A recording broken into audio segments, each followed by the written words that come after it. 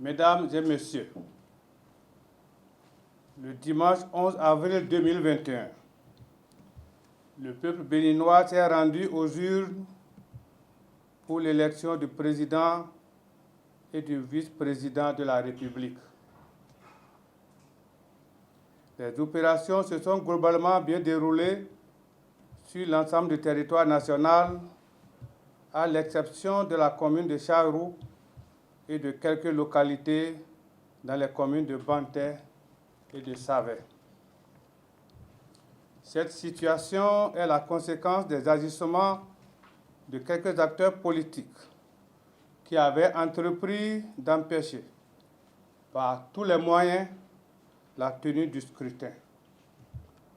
Ainsi, dès le 5 avril à minuit, il était question pour eux de mettre en branle un vaste plan de déstabilisation du pays, puis de mettre en place un gouvernement dit de transition.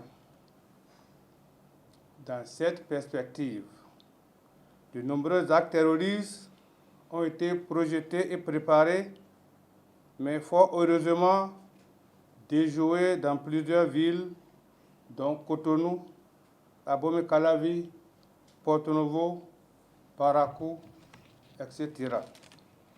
C'est alors que dès le 6 avril 2021, dans le but d'empêcher toute circulation et couper le pays en deux, les 10 acteurs politiques ont notamment eu recours à des jeunes gens, des chasseurs dont certains sont venus de pays voisins et même à des enfants pour procéder au barrage des routes inter-États numéro 2 et numéro 3.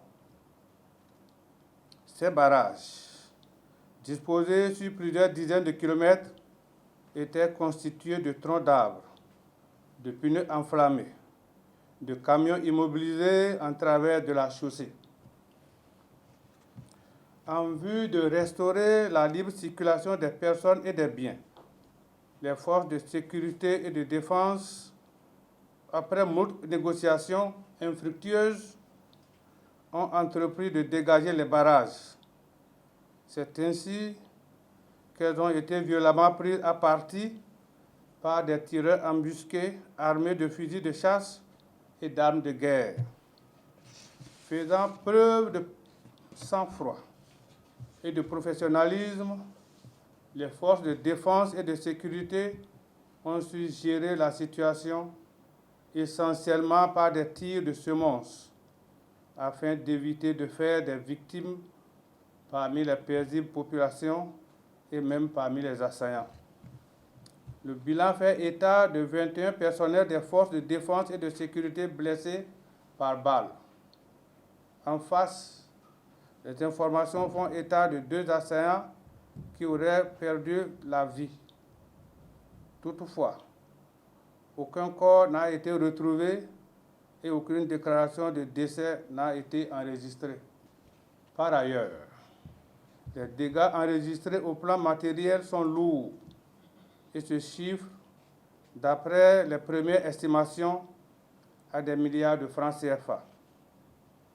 En effet, outre les dégradations subies par les routes nouvellement construites et en construction, les assaillants ont aussi saccagé les postes de péage et pesage de Dio à Savet et de Siraro à Ndali, puis incendié un camion de la Sénat, celui d'un transporteur nigérien, ainsi que des maisons, le siège d'une radio privée, des voitures, des motos et d'autres biens.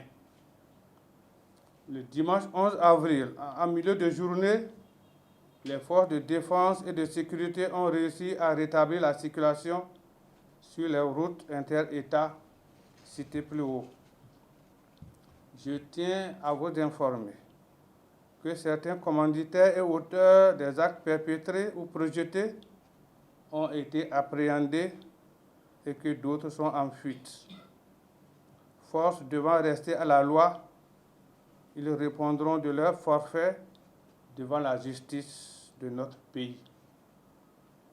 Je profite de cette occasion pour lancer un appel à tout le peuple béninois pour l'union sacrée autour des idéaux de paix, de solidarité et de vivre ensemble en vue de la poursuite de l'œuvre de développement de notre pays. Mesdames, Messieurs, je vous remercie.